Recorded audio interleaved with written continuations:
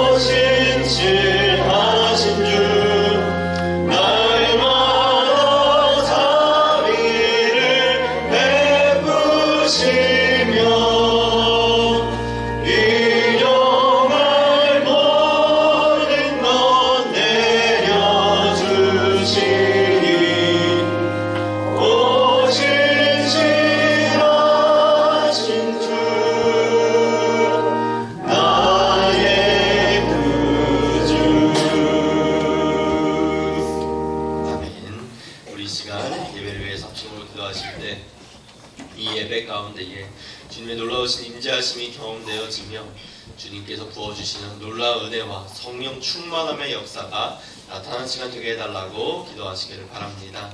또한 다니엘 서신 김진리 목사님 언제나 영육간의 강건함으로 더하시고 성령으로 채우사 그들 가운데 선포하는 말씀 가운데에 성령의 권세가 나타나지게 하시고 듣는 우리의 마음 문이 열리고 귀가 열려서 말씀으로 받아 오직 주 안에서 변화받고 새롭게 되는 역사가 있게 해달라고 그러한 시간 되게 해달라고 우리 주여서 더 크게 부르짖고 함께 합심으로 기도하시겠습니다. 할렐루야. 주님의 은혜를 감사합니다. 오늘도 예배 자리 불러주시고 주님을 예배하고 찬양하게 하시니 감사합니다. 주님 이 시간 목사님을 통하여 말씀을 듣습니다. 말씀을 배우고 깨달아 알게 하셔서 말씀에 순종하고 행하는 믿음이 되게 하여 주시옵소서. 주님 본교회 부흥을 이루기 위해 모기 은사를 행하고 있습니다. 모여서 기도하고 은사 나누며 사명 감당할 때 남은 자들을 통하여 자자손손이 주님께 돌아와 300목장과 1만 명이 예배드리게 하여 주시옵소서. 주님, 에듀센터를 기억하여 주시고 교사들과 아이들이 믿음으로 말씀을 잘 배우고 깨달아 늙어서도 믿음과 말씀에서 떠나지 않는 에듀센터가 되게 하여 주시옵소서.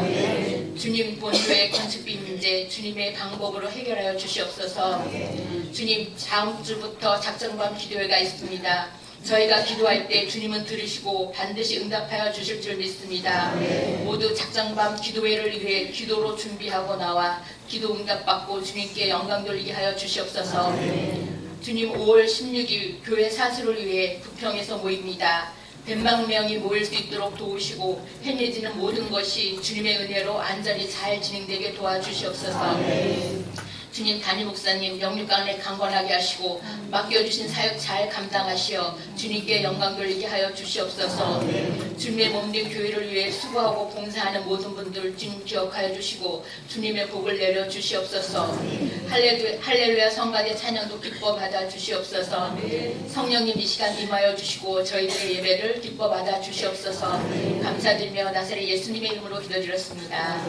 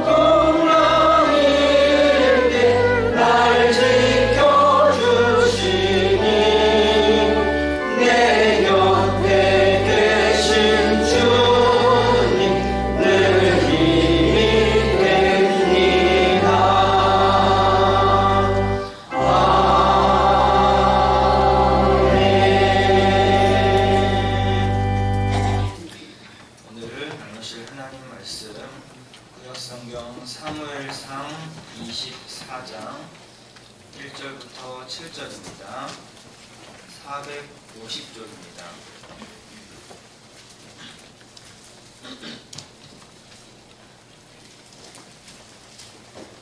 제가 봉독하겠습니다.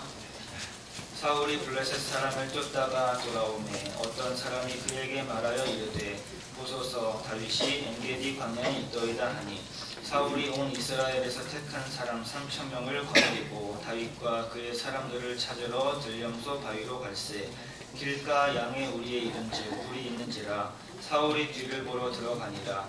다윗과 그의 사람들이 그 굴 깊은 곳에 있더니 다윗의 사람들이 이르되 보소서 여호와께서 당신에게 이르시기를 내가 원수를 내 손에 넘기리니 내 생각에 좋은 대로 그에게 행하라 하시더니 이것이 그 날이니이다 하니 다윗이 일어나서 사울의 겉옷자락을 가만히 베니라.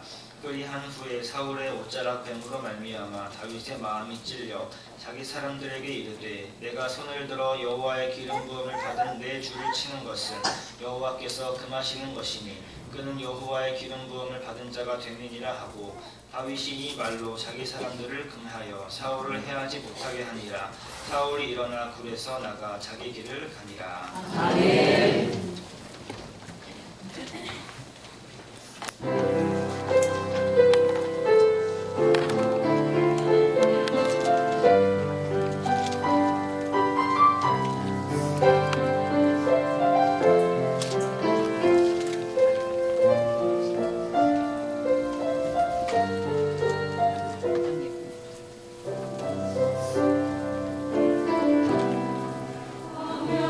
지날 때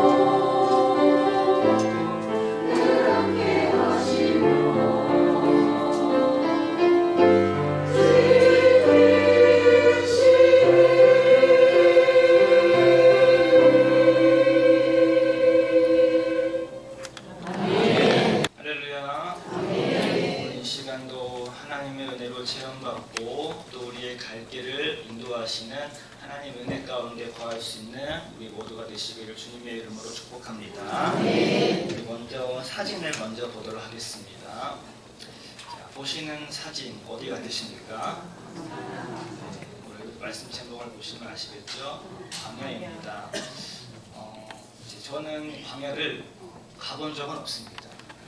가본 적이 없고 저도 저렇게 사진으로만 이제 봐서 광야가 저렇구나 이해를 하는데 혹시 광야를 가보신 분 계신가요? 성계수를 통하여서 몇 분 계시는데 가보신 분의 소감을 잠깐 들어봤으면 좋겠어요.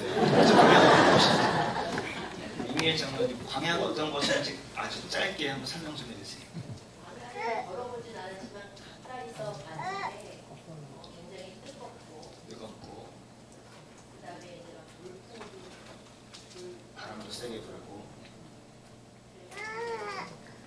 생명 유지가 어려운 생명 유지가 어려운 거. 네, 맞습니다. 광야는 이제 보시다시피 해를 막아줄 곳이 거의 없습니다. 또 바람이 부는지 안 부는지는 이제 가봐야 하는 것이고 또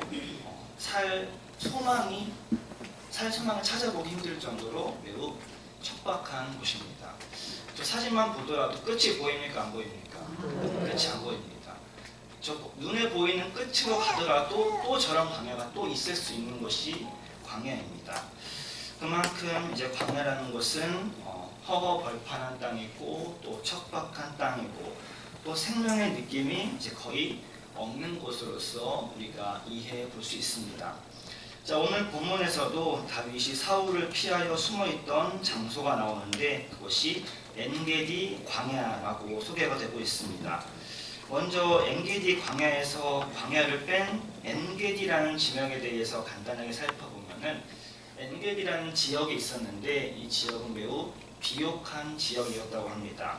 그렇기에 엔게디에서는 고대부터 대추야자 농사를 지었고 사람들이 많이 모여 살던 지역이었습니다. 그러나 오늘 본문에 나오는 엔게디 광야는 말은 비슷하죠. 엔게디와 엔게디 광야 말은 비슷하지만 완전히 다른 지역이라 합니다. 엔게디 광야는 넓디 넓은 황무지고 아주 험하고 황량한 지역입니다. 가파른 낭떠러지가 있고 수많은 동굴들이 있고 오늘날에도 하이에나 도마뱀 등 각종 들짐승이 도사리고 있는 아주 위험한 지역이라 할 수 있습니다. 이제 책을 많이 쓰신 유진 피터슨 목사님이라는 분이 계십니다. 이 목사님이 이 엔게디 광야에서 몇 시간 머물렀던 적이 있었다고 하는데 그 머물렀던 그 소감에 대해서 이렇게 표현을 했습니다. 이렇게 한번 들어보십시오. 다윗이 사울 왕을 피해 도망자로 살던 지역을 직접 찾아갔습니다. 절벽에 올라가 보기도 하고 동굴에 들어가 보기도 했습니다. 이런 환경에서 다윗이 어떻게 목숨을 부지하며 살았을지를 상상해 보았습니다. 모든 것이 낯설고 생소하고 이질감이 느껴졌으며 긴장이 몸을 감쌌습니다. 1시간 정도의 시간이 지나고 눈에 보이는 모든 것이 경계의 대상이 되고 작은 소리에도 극도로 집중을 하게 됩니다. 감각들은 극한의 상태로 올라가는데 광야에는 소음도 없고 사람도 거의 없습니다. 그런데 그 고독 속에서 눈이 열립니다. 고독의 감각은 신적 감각을 깨웁니다. 거룩에 대한 감각이 생겨납니다. 이것이 바로 영성에서 광야가 그토록 중요한 위치에 있는 이유입니다. 이렇게 엔게디 광야에서 잠시 머물렀던 것을 회상하며 기록을 했습니다. 자, 광야란 어떤 것입니까? 이 세상 속의 일부입니다. 우리 사진에서도 보았듯이 지구 저편 어딘가에 존재하는 곳입니다. 그러나 세상과는 어쩌면 단절된 곳이라고도 할 수 있습니다. 사람이 살 수가 없기 때문입니다. 사진에서도 보았듯이 생명의 흔적이란 거의 찾아볼 수가 없고 아무것도 보이지 않는 황량함만이 존재를 합니다. 오늘 말씀을 통해서는 이렇게 다윗이 머물렀었고 유진 피터슨 목사님도 경험했던 광야라는 곳이 어떤 것인지를 살펴보면서 우리는 광야에서 어떻게 살아가야 할까 이것에 대해서 나누어 보도록 하겠습니다. 자, 구약 성경에서 광야 이 단어의 히브리어 표현은 미드바르라고 합니다. 자, 성경 속에 나오는 신광야, 신의 광야, 바람 광야 등 이렇게 광야로 표현되는 그 단어에 이 미드바르라는 단어가 쓰여지게 되는데, 그리고 한글 성경에서는 이 히브리어 미드바르를 광야라고 이제 번역을 하게 되었습니다. 한자로 넓을 광 들야자를 써가지고 그 문자적인 의미가 아득하고 넓은 벌판, 이게 광야라는 것입니다. 자, 아득하다라는 의미만 보더라도 광야가 어떤 곳인지를 상상해 볼 수 있습니다. 아득히 먼 곳, 끝이 보이지 않는 곳, 어디로 가야 생명이 있는 곳을 찾을지 예측할 수가 없는 곳, 또 다른 나갈 길도 찾기 어려운 것이 바로 광야입니다. 자, 이런 광야에 대해서 욥기서에서도 이렇게 말씀합니다. 욥기서 38장 26절에 이렇게 말씀합니다. 누가 사람 없는 땅에 사람 없는 광야에 길을 내리며, 이렇게 말씀합니다. 이 구절에서는 광야를 이렇게 표현합니다. 사람이 살지 못하는, 사람이 살지 않는 곳으로 광야를 말하고 있습니다. 살 수가 없기에 광야에는 사람이 없는 것이죠. 물론 잠시 머물 수는 있습니다. 성지순례를 가도 잠시 머물러서 잠시 지나쳐 갈 뿐입니다. 그러나 거쳐 삼아 살아갈 수는 없습니다. 또한 광야에 대한 다른 표현이 여러 가지가 있습니다. 캄캄한 땅, 길이 없는 거친 들, 뜨거운 바람이 휘몰아치는 곳, 들어서면 누구나 그곳에 갇히는 곳, 지나가더라도 암사자와 수사자와 독사와 및 날아다니는 불뱀에 물려 죽는 곳, 씨 뿌리지 못하는 땅 등으로서 이 광야를 표현하게 됩니다. 이런 표현만 듣더라도 광야에서 살고자 하는 사람은 그 어느 누구도 없을 것입니다. 그만큼 광야라는 곳은 사람 살기에 적절하지 않은 장소요, 또한 생존의 위협이 있는 장소입니다. 자, 이런 광야의 모습을 생각해 보면 그 모습이 사람의 인생과도 비슷하다라고 생각을 하기에 이 광야를 우리의 인생에 비유해서 많은 설명을 하게 됩니다. 자, 왜 광야를 우리의 인생에 빗대어 설명을 하냐? 그것은 우리의 인생이 수많은 고난과 역경, 그리고 광야처럼 생존의 위협이 늘 존재하기 때문입니다. 언제 어떻게 내 생명이 해함을 받을지 알 수가 없기 때문입니다. 자, 광야에서 일어나는 고난의 문제들, 앞길을 알 수 없는 그런 문제들, 이러한 일들이 우리의 인생 속에서도 참 다양한 모습으로 존재하기 때문이죠. 그래서 인생을 우리는 이렇게 표현하기도 합니다.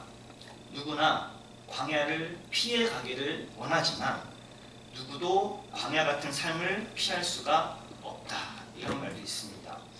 이 말은 우리가 광야 같은 인생을 지금 살아가고 있다는 것입니다. 그 누구도 이 광야를 피해서 갈 수가 없다는 것이죠.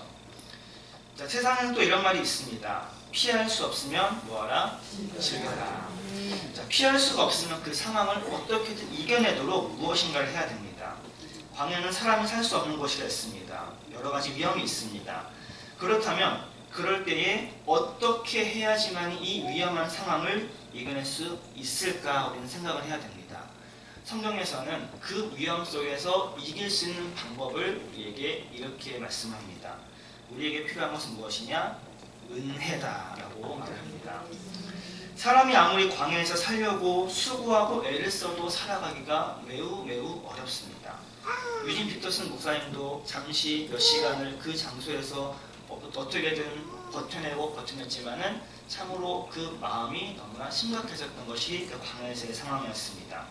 그렇기에 광야라는 것은 하나님으로부터 오는 보호하심이 절실히 필요한 땅이다라는 것이죠. 오늘 본문에 나오는 다윗이 그랬습니다. 다윗이 있던 엔게디 광야는 사람의 힘으로는 절대로 살아갈 수가 없는 곳이었습니다. 물론 다윗이 이 엔게디 광야로 가게 된 것은 결코 자신이 원해서 자신이 스스로 간 것은 아닙니다. 만약에 광야로 가서 살 수 있었던 자신감이 있었다면 물론 스스로 갔겠지. 그러나 결코 스스로 가지 않았습니다. 다윗은 자신을 죽이려는 사울 왕을 피해서 쫓겨서 광야로 들어가게 되었던 것입니다. 사울 왕으로부터 목숨을 건지기 위하여 목숨의 위협을 받는 광야로 들어가게 되었습니다. 이렇게 다윗과 함께하는 사람들이 있었지만 그 엔게디 광야 안에서 얼마나 외롭고 얼마나 힘든 시간을 보내고 있는지를 광야에 있는 그 장면을 상상해 보는 것만으로도 어느 정도 예측해 볼 수 있습니다. 광야에 들어왔지만 언제 어떻게 나가야 될지도 막막했을 것입니다. 그렇게 인간적인 생각만 가지고 이 광야를 가게 되면 광야는 더 이상의 희망이 없는 곳입니다. 딱 그 광야에 발을 디뎠을 때, 앞에 보이는 상황만 보았을 때 내가 여기서 무엇을 할 수 있을까? 상상조차 할 수가 없습니다. 그러나 인간적인 생각이라는 것이 무엇입니까? 인간적인 생각은 자기 스스로 할 수 있다는 생각입니다. 자기가 옳다는 생각입니다. 자기 스스로 생각하기에 광야는 더 이상 희망이 없는 곳입니다. 내가 잠시나마 이곳에 머물러 있어봤더니 이곳은 살 수가 없어. 그거는 내 생각입니다. 이렇게 생각하며 살았던 사람들이 성경 속에서도 존재합니다. 그것이 바로 출애굽했던 이스라엘 백성들이었습니다. 출애굽기 16장 3절 말씀 같이 읽어보겠습니다. 이스라엘 자손이 그들에게 이르되 우리가 이 땅에서 고기 하나 되는 때와 떡을 배불리 먹던 때에 여호와의 손에 주었더라면 좋았을 것을 너희가 이 광야로 우리를 인도하며 이 모든 중이 죽여주게 하는도다. 이스라엘 백성들은 광야에서 자신들이 경험하게 되었던 이 인간적인 열악함 속에서 자신들을 출애굽으로 인도해내신 하나님을 잊어버리게 되었습니다. 그리고 베풀어 주셨던 은혜도 잊어버리고 무엇을 내놓습니까? 불평, 불만을 내놓습니다. 오히려 지금 이 광야에서 죽는 것보다 그때 애굽에서 죽는 것이 더 나았다라고 말할 정도입니다. 이 백성들은 아직도 깨닫지 못하고 있는 것입니다. 자신들이 머물고 있는 이 광야가 어떤 것인지를 깨닫지 못하기에 불평, 불만만 늘어놓을 뿐입니다. 물론 여기서 말하는 광야는 인간적인 광야가 아니라 영적 광야를 의미하는 것입니다. 하나님이 함께 하시는 광야를 말하는 것입니다. 광야는 인간 스스로의 힘으로는 생명을 부지하기 어렵습니다. 그렇게 아까 말씀드린 것처럼 하나님의 절대적인 보호하심, 하나님의 절대적인 은혜가 이 광야에서는 필요합니다. 왜 그렇습니까? 광야에서 들짐승에게 갑자기 해를 당할 수도 있기 때문에 사람으로서는 살 수가 없기에 하나님의 보호하심이 필요한 것입니다. 그런데 이스라엘 백성들은 거기까지 깨닫지를 못합니다. 지금 당장 목숨을 부지하는데 최선을 다하는 백성들입니다. 앞으로 더 나아가지 못하겠다고, 되돌아가겠다고 불평만 늘어놓을 뿐입니다. 이렇게 광야라는 장소는 하나님의 이름을 부르지 않고는 익숙해질 수 없는 곳, 하나님의 은혜가 절실히 필요한 것이 광야라는 것을 성경은 우리에게 말씀해 줍니다. 이런 광야에 이스라엘 백성들은 던져지게 되었었고, 또한 본문에 나오는 다윗도 마찬가지입니다. 그리고 이 자리에 있는 오늘 우리들도 마찬가지입니다. 장소적 광야가 아니라 상황적 광야에 우리는 놓여 있습니다. 우리가 살아가고 있는 우리의 삶의 모든 상황이 광야와 참 비슷합니다. 우리의 힘만으로 살아갈 수가 없다는 것이죠. 내 인생을 돌아보시길 바랍니다. 그리고 내 주변을 보시길 바랍니다. 나를 지켜주려 하는 것보다는 나를 물어뜯고 나를 갈기갈기 찢으려고 하는 것들이 오히려 더 많습니다. 내 인생을 결코 승리의 길로 안내하지 않으려는 그런 일들이 더 많습니다. 내가 잘되는 모습을 보기 싫어하는 사람들이 더 많습니다. 이러한 여러 가지 어려움이 존재하는 광야 같은 인생 속에 살다 보면 때로는 죽음이 바로 내 눈앞에 있는 것 같을 때도 있습니다. 언제 어떻게 죽어도 이상하지 않을 만큼 내 인생이 그것에 가까이 있을 때가 많습니다. 앞이 캄캄합니다. 앞이 막막합니다. 그 막막함으로 인해 때로는 내 인생 속에서 낙심하며 살아갑니다. 하지만 그런 상황 속에서도 내가 어떤 태도를 가지냐에 따라서 내가 살고 있는 이 상황적 광야가 하나님의 은혜를 입는 장소가 되기를 하는 것입니다. 하나님의 은혜는 어떨 때 나에게 다가옵니까? 내가 매우 연약해져 있을 때, 그리고 척박한 광야에서 인간적인 힘으로 살 소망이 없을 때 하나님의 은혜는 더욱더 크게 나에게 다가오게 됩니다. 이것을 이스라엘 백성들이 직접 경험했던 것입니다. 광야는 황무지 같은 곳으로 아무것도 없는 것처럼 느껴지지만 사실 그곳에도 하나님은 분명 함께 하십니다. 어떻게 하나님이 함께 하셨습니까? 광야에서 부르짖는 이스라엘 백성들의 소리를 들으셨습니다. 함께 하시지 않았다면 결국 소리를 들으시지 않으셨을 것입니다. 함께 하셨기에 그 소리를 들으셨습니다. 소리를 들으셨다는 것은 백성들에게 늘 관심을 가지고 함께 하셨다는 증거인 것이지요. 성경에서는 광야에서 보여진 하나님의 신실하심과 공급하심에 대한 수많은 예가 나타납니다. 광야에서 방황한 백성에게 매일마다 무엇을 주셨습니까? 만나와 메추라기를 공급해 주셨습니다. 그리고 가는 길마다 무엇을 허락해 주셨습니까? 구름 기둥과 불기둥으로 갈 길을 인도해 주셨습니다. 또한 이세벨을 피해 광야로 도망했던 엘리야에게 음식을 주시며 그에게 힘과 용기를 북돋아 주셨습니다. 이렇게 우리의 인생이 희망이 없는 광야 같은 황폐한 순간처럼 보일지라도 하나님께서는 광야 같은 우리의 삶의 모든 순간 함께 하시며 지금도 역사하고 계심을 이 말씀을 의지하여 믿으시기를 바랍니다. 부르짖고 있는 우리의 소리를 들으시고 계십니다. 굶주려 힘들어할 백성들의 상황을 아시고 음식을 주셨습니다. 광야의 굳은 날씨에도 낮과 밤에 기둥을 세워주셔서 보호해 주셨습니다. 바로 이것이 하나님의 함께 하심의 증거였습니다. 이렇게 하나님은 광야에서 함께 주십니다. 오늘 본문의 다윗은 엔게디 광야의 어느 굴에 숨어 있습니다. 다윗이 숨어있던 그 굴에 사울이 들어오게 됩니다. 물론 그것은 다윗을 찾기 위함이 아니라 생리적인 현상을 해결하고자 왔습니다. 다윗의 입장에서는 이제 이 굴에서 사울 왕을 죽임을 통하여 도망자의 인생을 끝낼 수 있는 절호의 기회가 찾아왔습니다. 그러나 다윗은 부하들의 요청을 물리치면서까지 사울을 살려줍니다. 살려주며 사울의 옷자락을 살짝 베기만 합니다. 그리고 사울은 그 상황을 모른 채 멀리 나아가게 됐고 멀리 떨어진 사울을 향하여 다윗이 이렇게 부릅니다. 사울 왕이시여, 제 손에 들려있는 것을 보십시오. 왕의 옷자락입니다. 조금 전에 나는 왕을 뵐 수도 있었습니다. 그러나 결코 그런 뜻을 가지고 있지 않습니다. 내가 어찌 감히 여호와의 기름 부음 받은 분을 해할 수가 있겠습니까? 이렇게 말합니다. 다윗이 사울을 인정하고 살려준 이유는 분명합니다. 사울이 하나님의 기름 부음을 받은 사람이었기 때문입니다. 이것은 무엇을 말하는 것이냐? 다윗이 하나님의 주권을 분명히 인정을 하고 있었다는 것입니다. 하나님이 하신 일에 대해서 다윗은 인정하며 살아가고 있다는 것이죠. 다윗은 사무엘상 23장 속에서 싯광야 숲풀 속에 요나단과의 만남을 갖습니다. 이 만남 가운데 요나단은 다윗에게 이렇게 말합니다. 힘있게 하나님을 의지하게 하였다. 이렇게 말씀을 합니다. 광야라는 장소에서 그리고 도망자의 신세 가운데 힘들어하고 있는 다윗에게 언제나 함께 하시고 지켜주시는 하나님을 다시금 깨닫게 해준 사건이라 할 수 있습니다. 이렇게 다윗은 광야 속에서 자신의 진짜 주인이 누구인지를 배웠습니다. 사울이 아닌 하나님이었습니다. 하나님의 주권, 하나님의 역사에 대한 분명한 믿음을 가지고 다윗은 사울을 향하여서도 하나님이 그를 세우셨다라고 분명하게 고백을 합니다.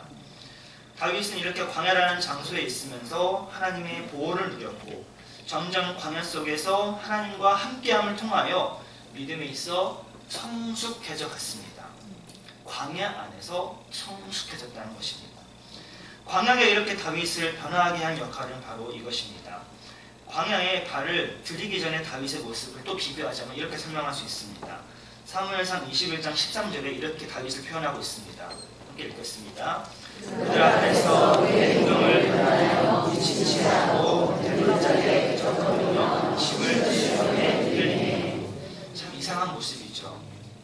다윗이 위기를 겪었는데 그 위기를 모면하기 위해 미친 척을 한 것입니다. 나는 미친 사람이라고 침을 흘리면서까지 그 모습을 보여준 것입니다. 그렇게 위기 가운데 하나님을 의지하기보다는 그냥 인간적인 생각으로 그 위기를 모면했던 것이 광야를 겪기 전 다윗의 모습이었습니다. 인간적인 생각 속에 살았던 이런 다윗이 광야라는 장소에서 하나님을 의지하게 된 후로 다윗은 하나님의 주권을 인정했고 하나님의 임재 가운데서 점점 성숙함으로 나아가게 되었다는 것입니다. 그러니 이 광야라는 것은 결코 제자리에 머물러 서 있어야 할 것이 아닙니다. 만약 다윗이 이 광야에 머무르지 않았다면 하나님의 마음에 합한 다윗은 결코 존재하지 않았을 것입니다.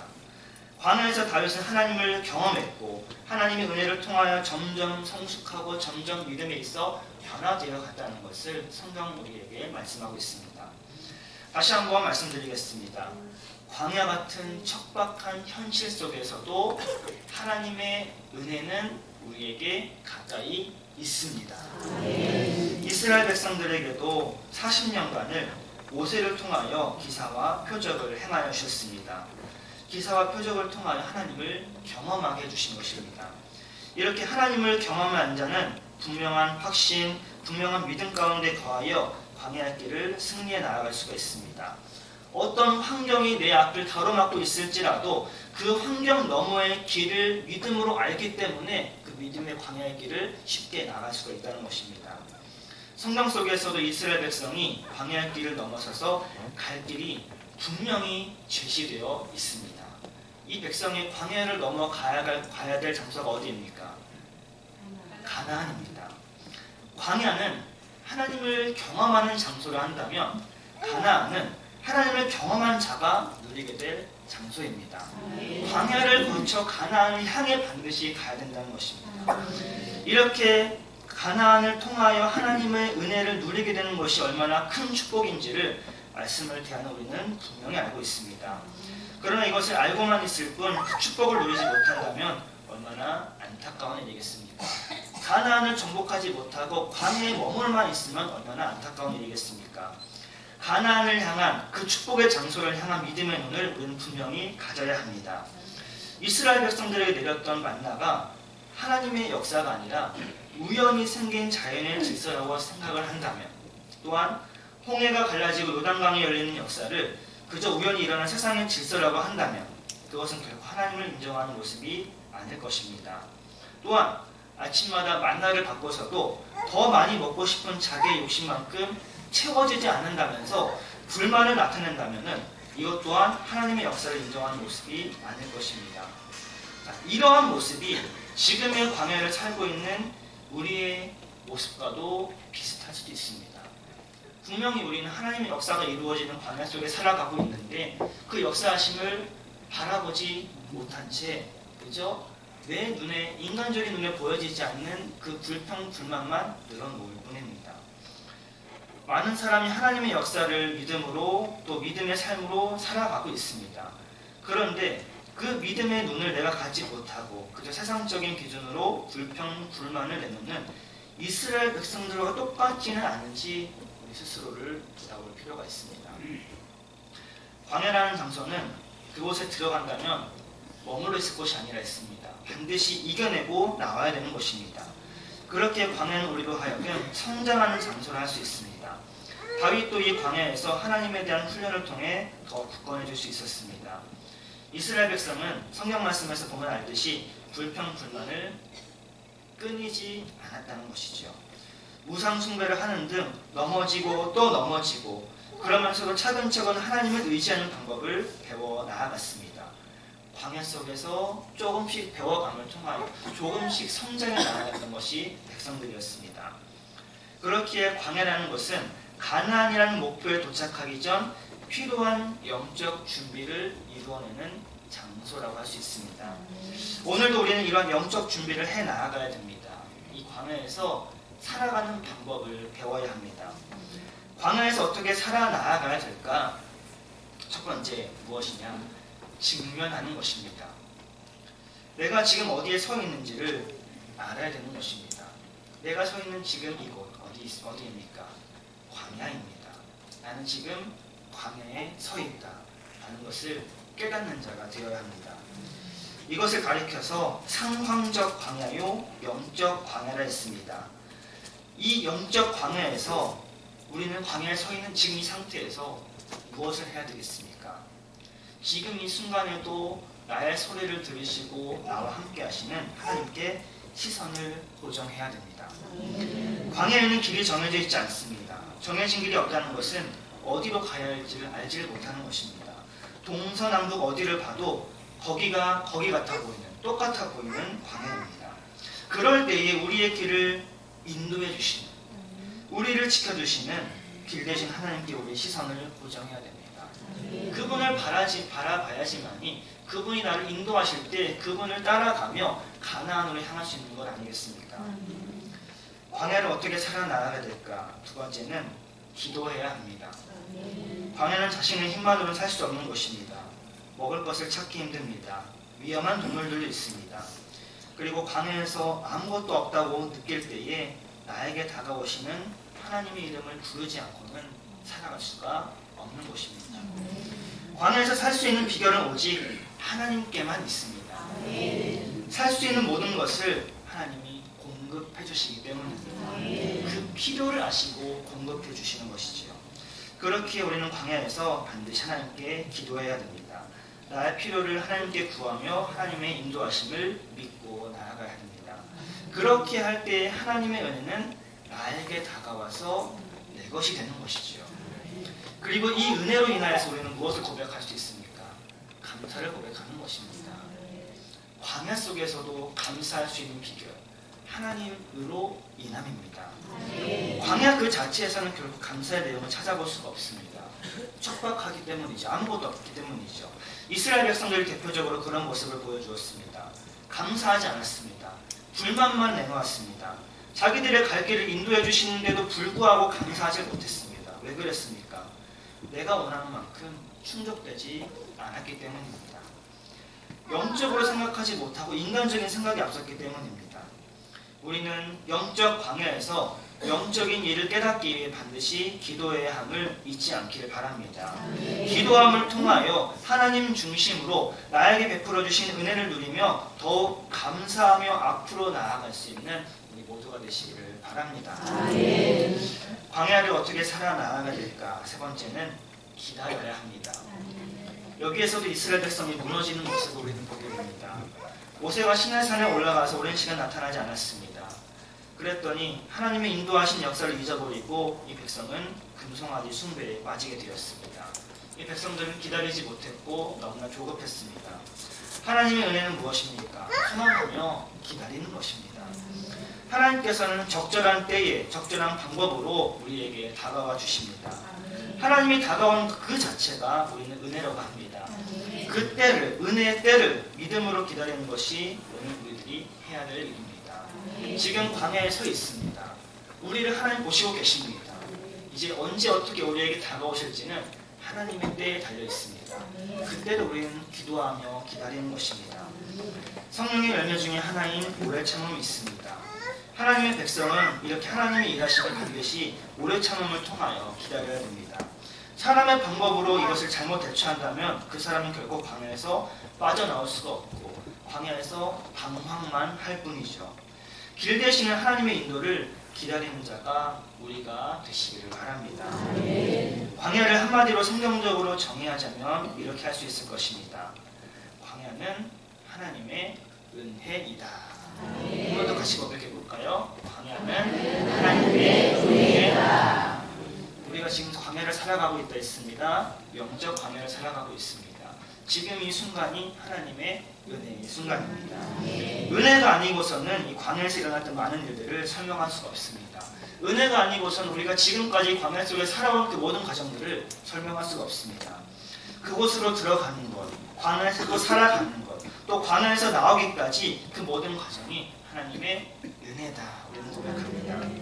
그렇기에 광야로 우리를 인도하시는 것은 하나님의 은혜를 깨닫게 하기 위한 하나님의 섭리임을 믿으시길 바랍니다. 왜 우리가 광야에 있어야 됩니까? 하나님이 베풀어 주신 은혜를 깨닫게 하기 위해 우리를 광야로 넣어주신 것입니다. 우리는 이렇게 하나님의 인도 아래 광야에서 살게 되었습니다. 그러니 광야 같은 인생의 상황 속에서 결코 불평하지 않기를 바라고 또 이 모든 것이 하나님이 주신 것이니 거두시는 분도 하나님이심을 믿으시길 바랍니다. 물론 오늘 이 예배의 전 시간까지는 내게 주어졌던 상황이 잘 풀리지 않았을 때 우리는 불평을 했을 것입니다. 왜 내가 생각하는 대로 되지가 않을까? 라고 불평했을 것입니다. 그러나 오늘 이 말씀을 듣고 그러한 상황도 하나님의 섭리 가운데 있음을 또 나를 광야에서 벗어나게 하기 위한 하나님의 은혜임을 기억하는 우리가 되시길 바랍니다. 내가 잘 되든 내가 잘 안 되든 그 모든 것이 나에게 은혜를 베풀어 주시고자 하는 하나님의 섭리다, 하나님의 은혜다 하는 것을 기억해야 됩니다. 그리고 그것이 나에게 은혜로 다가왔을 때 우리는 반드시 감사의 순자가 될 것입니다. 광야 속에서도 감사가 흘러넘치는 모두가 되시길 바랍니다. 여기에서 나올 수 있는 것이 이것입니다. 그럼에도 불구하고의 감사입니다. 그럼에도 불구하고 우리는 감사할 수 있다. 이렇게 감사할 수 있는 이유는 지금 우리가 광야 같은 삶을 살고 있다면 그것조차 전적인 그리스도 예수 안에서 우리를 향하신 하나님의 뜻이기 때문입니다. 우리가 지금 이 자리에 있는 것 하나님의 뜻입니다. 그 세상 속에서 고통당하는 것 하나님의 뜻입니다. 모든 것이 하나님의 뜻이죠. 우리 성도 여러분, 광야의 시험은 누구에게나 옵니다. 믿는 자든 믿지 않든 누구에게나 찾아옵니다.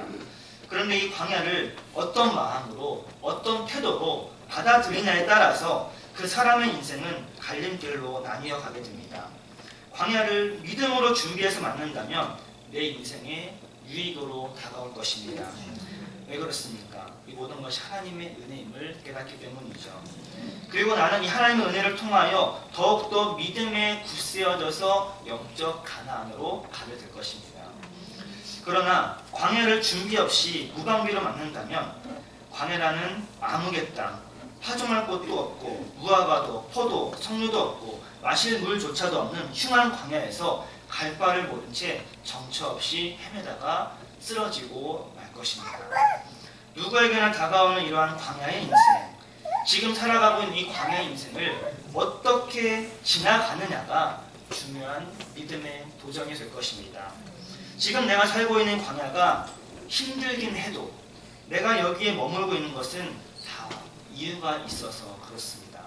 그러니 광야의 일을 가면서 이 길 가운데 역사하시는 하나님을 반드시 경험하시길 바랍니다. 그 경험이 이루어질 때 믿음은 더 굳세어질 것입니다. 이스라엘 백성에게도 그리고 본문에 나오는 다윗에게도 광야의 시간은 은혜의 시간이었습니다. 성숙해지는 시간이었습니다. 그렇게 되기 위해 반드시 필요한 시간이었습니다. 세상의 모든 일에는 다 이유가 있다 했습니다. 광야길을 걷게 하신 이유도 분명히 있습니다. 그렇기에 힘들더라도 보이지 않더라도 그 광야의 길을 믿음으로 가시기를 바랍니다. 그 마지막 성경 한 구절 같이 읽겠습니다. 히브리서 11장 1절입니다. 믿음은 바라는 것들의 실상이요 보이지 않는 것들의 증거니. 이렇게 믿음으로 가다 보면 광야에서 나아갈 길이 보일 것입니다. 그리고 허락하신 영적 가나안이 눈에 보여질 것입니다. 그리고 보여지는 것뿐만 아니라 그곳으로 들어가게 될 것입니다. 오늘로 살아가고 있는 이 영적 광야의 인생에서 나의 소리를 들으시고 나의 길을 인도하시는 오직 하나님의 은혜를 힘입어 오늘도 한 걸음도 앞으로 나아가서 반드시 광야를 이겨내며 살아갈 수 있는 우리 성도님들 우리 모두가 될 수 있기를 오늘도 우리와 함께 하시는 예수님의 이름으로 축원합니다. 아멘. 함께 기도 전하도록 하겠습니다. 오늘 주신 말씀 기억하면서 하나님, 우리가 지금 영적 광야의 상황 속에서 살아가고 있습니다.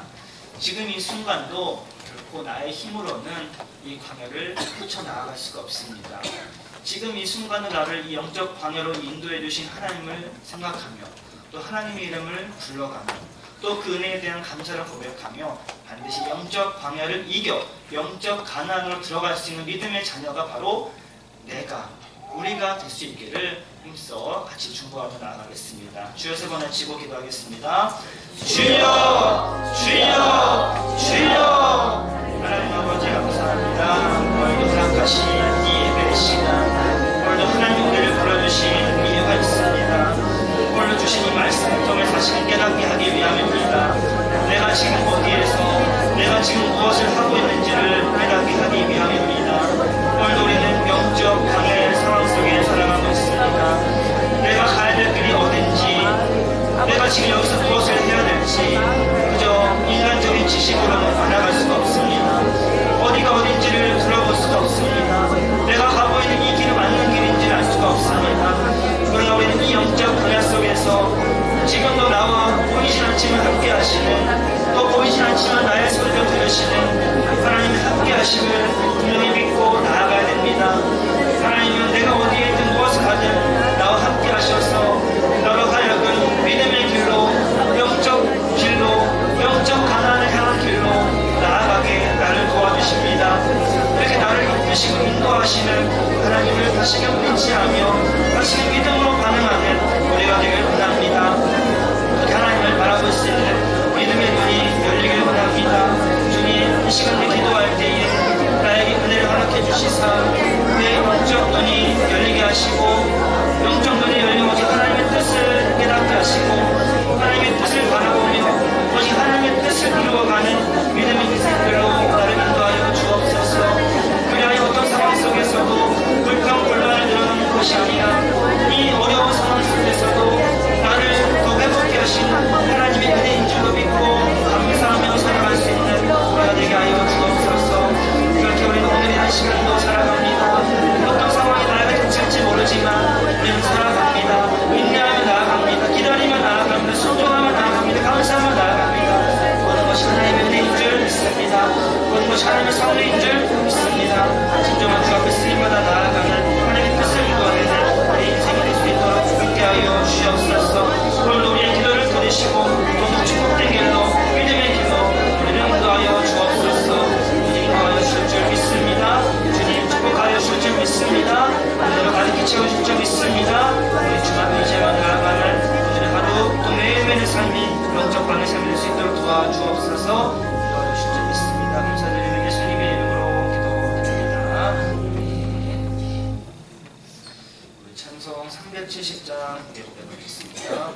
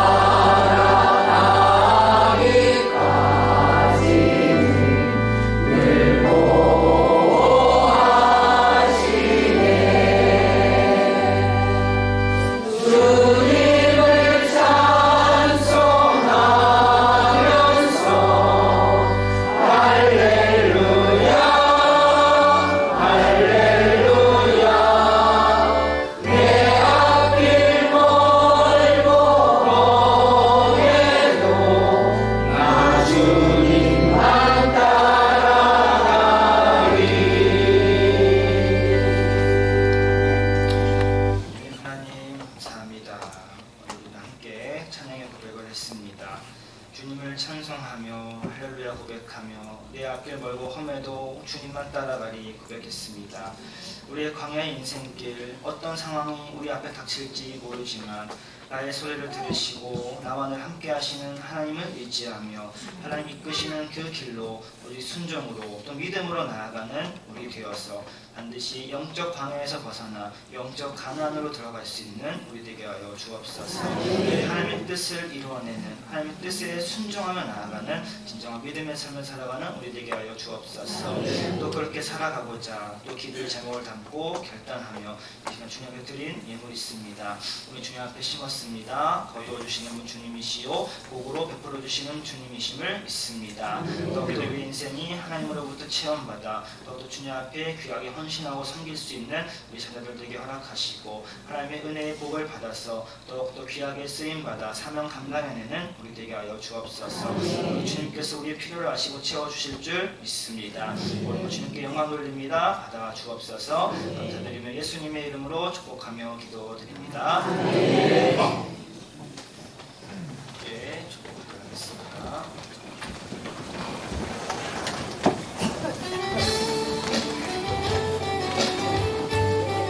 양옆에 서로를 바라보시면서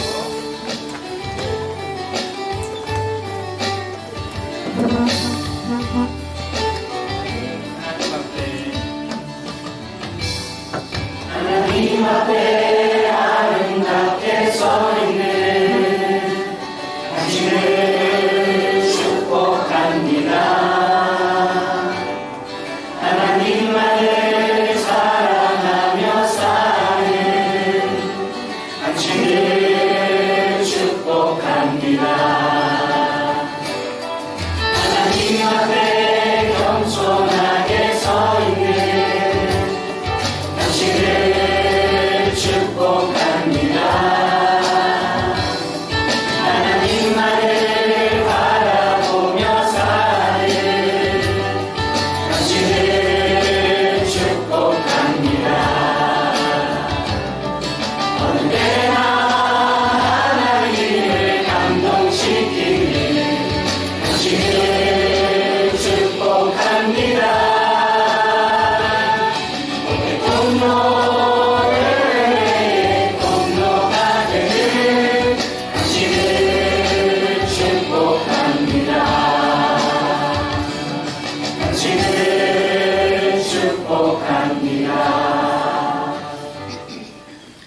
이제는 우리를 죄악 가운데서 구원하여 주신 예수 그리스도의 은혜와 오늘도 영원토록 우리를 사랑해 주신 하나님의 사랑하심과 오늘도 이 자리에 임재하셔서 은혜 베풀어 주시는 성령님의 인도하심이 오늘도 광야라는 인생 속에서 살아가는 우리들과 함께 하시어서 이 영적 가나안을 영적 광야를 인간적인 생각으로만 살아가는 것이 아니라 오늘도 하나님의 함께 하심을 분명히 믿고 의지하여 언제나 어디서나 승리자로 살아가 하나님의 뜻을 반드시 이루어내는 귀한 승리의 성취자로 살아가는 우리 모두로 인도해 주시기를 축원합니다.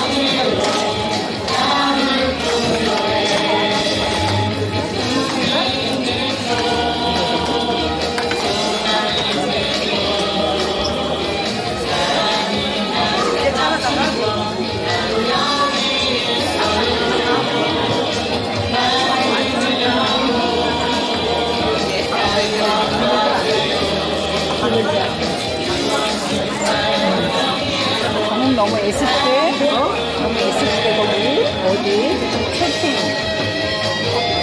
어디 나도 초대됐거든. 거기에서 너가 516 처음부터 있었어. 근데 이제 나를 생각이 안 나니까 누가